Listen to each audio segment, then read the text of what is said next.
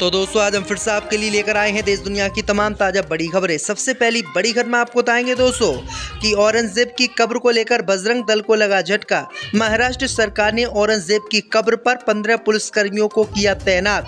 24 घंटे अब कब्र की रहेगी सुरक्षा। ट्रंप के ताबड़तोड़ एक्शन से दुनिया में मची खलबली। अब 41 देशों के नागरिकों की अमेरिका में होगी एंट्री मुश्किल, भारत की फजीहत। मुसलमानों के लिए कानून बदलेगी कर्नाटक की कांग्रेस सरकार, 4% आरक्षण देगी, विधानसभा सत्र में पेश करेगी बिल। कांग्रेस की सरकार ने गृह मंत्री अमित शाह की जमकर करवाई पिटाई। 7 दिनों तक खवाई थी जेल की रोटी। असम पहुंचे अमित शाह ने किया खुलासा। दिल्ली में बीजेपी नेता ने दी इफ्तार पार्टी। सीएम रेखा गुप्ता, प्रवेश वर्मा समेत तमाम दिग्गज पहुंचे रमजान अफ्तार करने। पूरे देश में भाजपा नेताओं की चर्चा। दिल्ली हारे केजरीवाल ने होली पर नहीं दी बधाई। रमजान पर किया था ट्वीट, हिंदुओं के निशाने पर केजरीवाल। तो दोस्तों सभी खबरों को आपको एक एक कर बताने वाले हैं। वीडियो को लाइक कर चैनल को सब्सक्राइब कर दें। इसी बीच पर तो दोस्तों अगली खबर की ओर तो औरंगजेब की कब्र को लेकर बजरंग दल को लगा झटका। महाराष्ट्र सरकार ने कब्र की सुरक्षा के लिए 15 पुलिसकर्मी तैनात करने का किया ऐलान। जी दोस्तों आपको बता दें कि औरंगजेब की कब्र को लेकर महाराष्ट्र की बीजेपी सरकार ने बजरंग दल को झटका दिया है। बजरंग दल ने औरंगजेब की कब्र तोड़ने का ऐलान किया था। इसके बाद महाराष्ट्र की बीजेपी सरकार ने औरंगजेब की कब्र की सुरक्षा बढ़ा दी है और उस पर 15 पुलिसकर्मियों को 24 घंटे तैनात करने का ऐलान कर दिया है। यानी अब औरंगाबाद में औरंगजेब की कब्र की सुरक्षा 15 पुलिसकर्मी 24 घंटे करेंगे। इसके साथ ही 2 बड़े अधिकारी भी कब्र की सुरक्षा में लगाए गए हैं। वहीं आपको बता दें कि कब्र के आसपास सुरक्षा व्यवस्था और बढ़ा दी गई है। कब्र पर फूल चढ़ाने वाले, दुआ मांगने वाले लोगों की अब जांच की जाएगी और जांच करने के बाद ही कब्र पर आगे लोगों को जाने दिया जाएगा। तो ये बड़ी अपडेट आई दोस्तों कि औरंगजेब की कब्र पर भारी संख्या में पुलिस को तैनात कर दिया गया है। इसी बीच पर तो दोस्तों अगली खबर की ओर तो लुधियाना में होली पर मस्जिद के पास पथराव, 2 आरोपी गिरफ्तार। जय दोस्तों आपको बता दें कि लुधियाना के फोकल पॉइंट स्थित बिहार कॉलोनी में शुक्रवार को मस्जिद के पास पथराव के बाद 2 समूहों में झड़प हो गई। इस पत्थरबाजी में 10 लोग घायल हो गए हैं। वहीं इस पूरे मामले में पुलिस ने 2 लोगों को गिरफ्तार किया है। जानकारी के मुताबिक इस झड़प के दौरान दोनों पक्षों में ईंट पत्थर और बोतलें चली। कुछ गाड़ियों में तोड़फोड़ की बात भी सामने आई है। इस घटना का वीडियो भी सामने आया है। सूचना मिलते ही घटना स्थल पर पुलिस के सीनियर अधिकारी मौके पर पहुंचे हैं। सूत्रों ने बताया है कि होली के जश्न के दौरान डीजे पर संगीत बजाने को लेकर 2 समूहों के बीच तीखी बहस हुई। देखते ही देखते ये मामला इतना बढ़ गया कि दोनों पक्षों ने एक दूसरे पर ईंट पत्थर और अन्य वस्तुएं फेंकना शुरू कर दिया, जिसमें कई लोग घायल हो गए हैं। इसी बीच पर तो दोस्तों अगली खबर की ओर तो मुसलमानों के लिए कानून बदलेगी कर्नाटक की कांग्रेस सरकार, विधानसभा सत्र में पेश होगा बिल।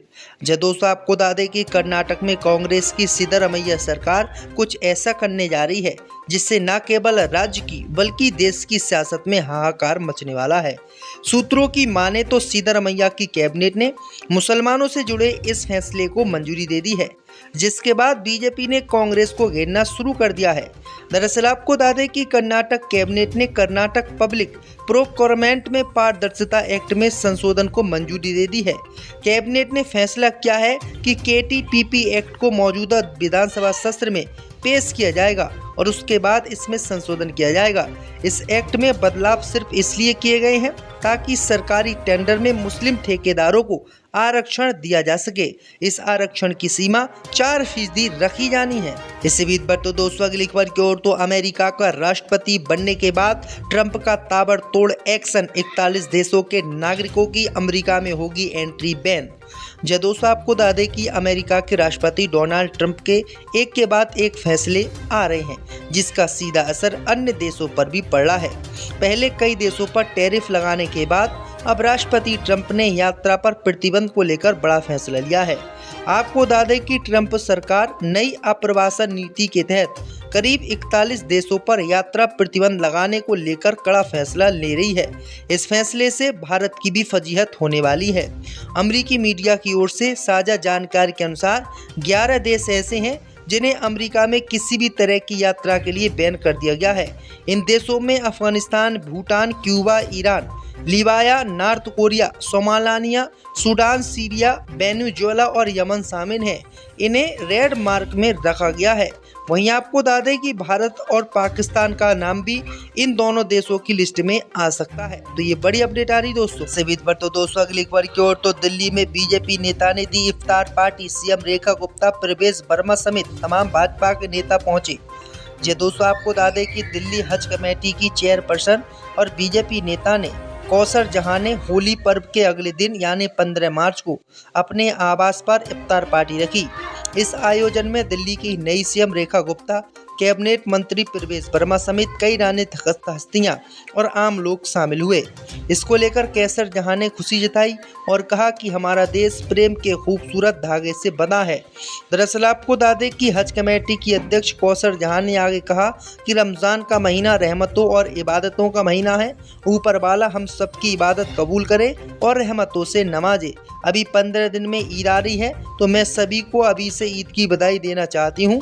रमज़ान का महीना आप सभी को मुबारक हो। वहीं आपको बता दें कि कौसर जहां की इफ्तार पार्टी में केंद्रीय मंत्री किरण रिजिजू भी शामिल हुए हैं। इससे बीच पर तो दोस्तों अगली खबर की ओर तो कांग्रेस सरकार ने गृह मंत्री अमित शाह की करवाई पिटाई। 7 दिन डाला था जेल में। असम पहुंचे अमित शाह ने किया खुलासा। दोस्तों आपको बता दें कि केंद्रीय गृह मंत्री अमित शाह शनिवार को असम के दौरे पर पहुंचे। इस बीच उन्होंने जोरहाट में एक जनसभा को संबोधित किया। इस दौरान गृह मंत्री अमित शाह ने कहा कि 2016 में असम में बीजेपी की सरकार बनने से पहले कांग्रेस ने पूरे राज्य को दंगों की आग में झोंक दिया था।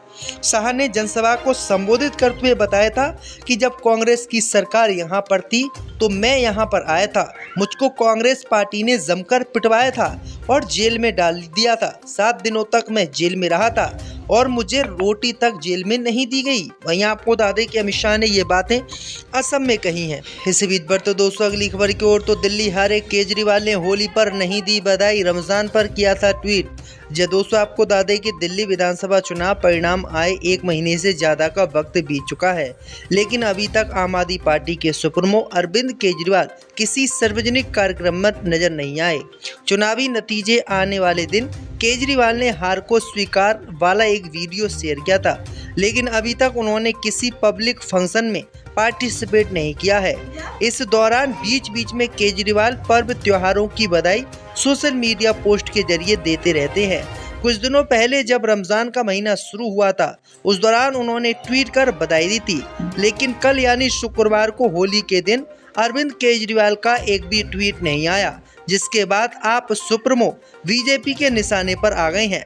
भारतीय जनता पार्टी ने लोगों ने होली पर ट्वीट न करने को लेकर अरविंद केजरीवाल पर निशाना साधना शुरू कर दिया है। इसी बीच पर तो दोस्तों अगली खबर की ओर तो सावरकर को लेकर ओवैसी के बयान पर अबू आजमी बोले, सरकार को इस पर कदम उठाना चाहिए। दोस्तों आपको बता दें कि एमआईएम के प्रमुख असदुद्दीन ओवैसी के स्वतंत्रता सेनानी वीर सावरकर के छत्रपति संभाजी महाराज के खिलाफ बोलने वाले बयान पर राजनीतिक बयानबाजी तेज हो गई है। महाराष्ट्र समाजवादी पार्टी के विधायक अबू आजमी ने शनिवार को इस पर अपनी प्रतिक्रिया दी। सपा विधायक अबू आजमी ने कहा कि ऐसे लोग जो छत्रपति शिवाजी महाराज और संभाजी महाराज के खिलाफ बोल रहे हैं, जिनके वीडियो भी हैं, वही वीर सावरकर हिंदू भाइयों के बड़े नेता हैं। ऐसे में सरकार को इस पर ध्यान देना चाहिए, सरकार को इस पर कदम उठाना चाहिए। तो ये बड़ी अपडेट आई दोस्तों कि असदुद्दीन ओवैसी के विरोध में अब खुलकर जो अबू आजमी उतर आए हैं। दरअसल आपको बता दें कि अबू आजमी ने जब से जो है औरंगजेब की तारीफ की थी, तभी से अबू आजमी डरे हुए हैं और वो लगातार इन विवादों से बचने की कोशिश कर रहे हैं। इससे बीच पर तो दोस्तों अगली खबर की ओर तो कांग्रेस सरकार ने गृह मंत्री अमित शाह की करवाई पिटाई। 7 दिन डाला था जेल में। असम पहुंचे अमित शाह ने किया खुलासा। दोस्तों आपको बता दें कि केंद्रीय गृह मंत्री अमित शाह शनिवार को असम के दौरे पर पहुंचे। इस बीच उन्होंने जोरहाट में एक जनसभा को संबोधित किया। इस दौरान गृह मंत्री अमित शाह ने कहा कि 2016 में असम में बीजेपी की सरकार बनने से पहले कांग्रेस ने पूरे राज्य को दंगों की आग में झोंक दिया था।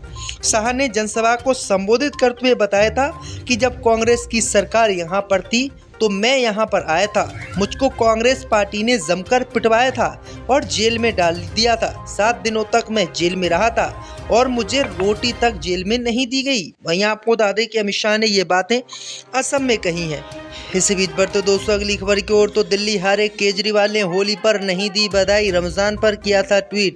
जी दोस्तों, आपको बता दें कि दिल्ली विधानसभा चुनाव परिणाम आए 1 महीने से ज़्यादा का वक्त बीत चुका है, लेकिन अभी तक आम आदमी पार्टी के सुप्रीमो अरविंद केजरीवाल किसी सार्वजनिक कार्यक्रम